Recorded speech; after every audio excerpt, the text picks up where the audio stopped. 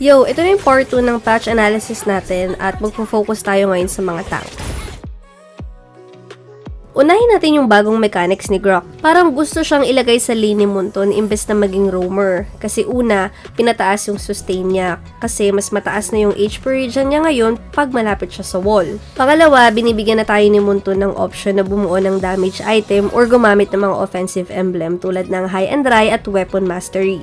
Kasi sabi sa patch note, hindi na daw makakatanggap ng magic at physical defense si Grok pag dumikit siya sa wall. Kaso, nung tinry namin, may physical defense pa rin kaming nakuha. Siguro bug to.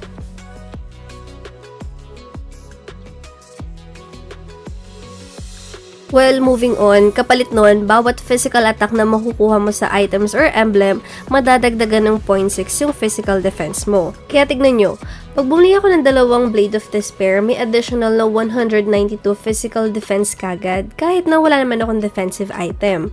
Tapos, nung dumikit ako sa wall, so, baka bag talaga tong physical defense na galing sa pagdikit sa wall. Bukod pa dyan, pinabilis yung travel time ng skill 2 at hindi na rin nabablock ni Lolita ngayon. Sa ulti naman, tinanggal yung cooldown reduction pag tumama ka sa wall.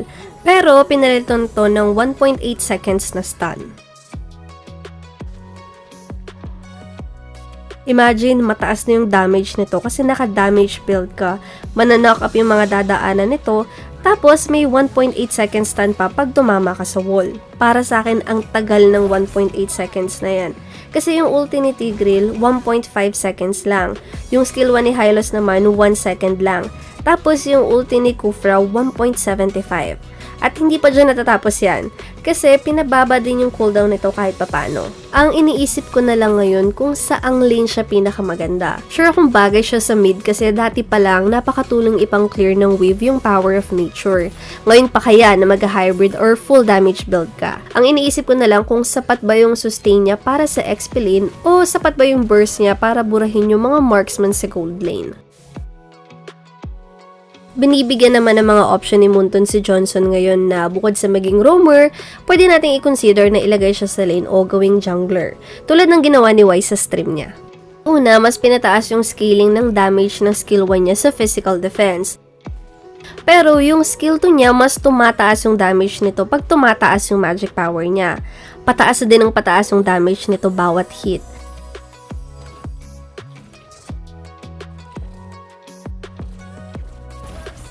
At bukod pa dyan, may additional damage din to sa mga jungle monsters. Ito yung tingin kong dahilan kung bakit kinoconsider to ni Wise bilang jungler.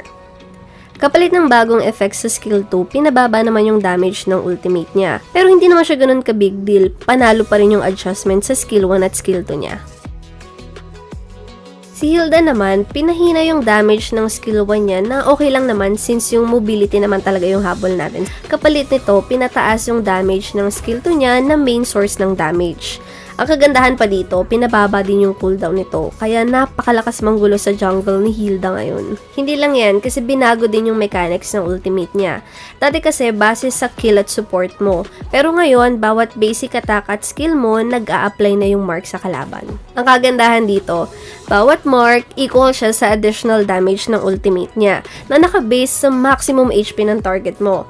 Kaya ibig sabihin, nag-skill or tumataas yung damage ng ultimate niya, kahit hindi ka bumuo ng damage item. Kay Beleric naman, pinababa yung base HP niya pero pinataas naman yung HP growth niya, kaya good trade pa din to. Pinababa yung damage ng passive niya pero ang kagandahan dito, pinapriority na nito ngayon yung mga hero.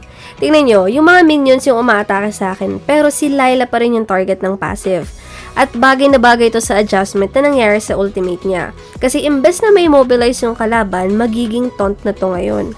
At dahil marami nga atake sa'yo, may spam yung passive niya. Kaya para sa akin, magandang adjustment to kay Beleric.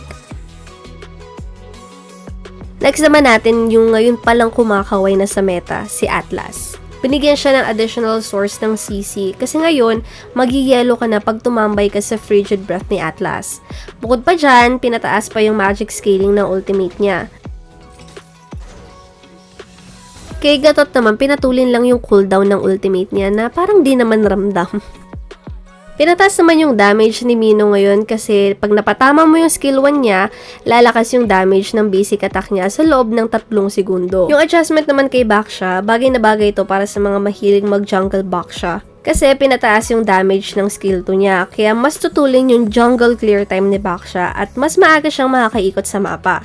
Dinagdagan nga lang ng 1 segundo yung cooldown nito pero good trade pa din. Tapos yung panghuli, ang natatanging tank na na-nerf, si Hylos. Pinahina sa early game si Hylos kaya binawasan yung base HP niya kapalit ng mataas na HP growth. Binawasan din yung early game damage ng skill 2 niya pero pinataas yung damage sa late game. Tapos ginawang scaling yung slow nito. Ito nga pala yung raffle natin today. Kung bago ka lang sa channel natin, namimigay ako ng epic skin, emote, name change card at saka starlight kada mag-upload ako ng video. Ang kailangan nyo lang gawin ay mag-subscribe, i-like tong video to at mag-share ka ng tips or experience mo na connected sa topic natin. Para to sa mga subscriber natin na nag-uumpisa pa lang at gusto pang matuto. Lahat ng comments dito ira-raffle ko sa susunod na video. Ito na muna yung raffle natin ngayon.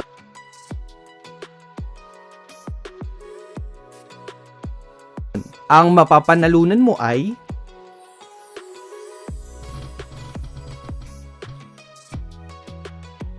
PM mo lang yung Facebook page natin para sa premyo mo. Good luck sa susunod na raffle. Yun na lang muna sa ngayon. Sa part 3, pag-uusapan naman yung equipments at battlefield adjustments. Salamat sa panonood!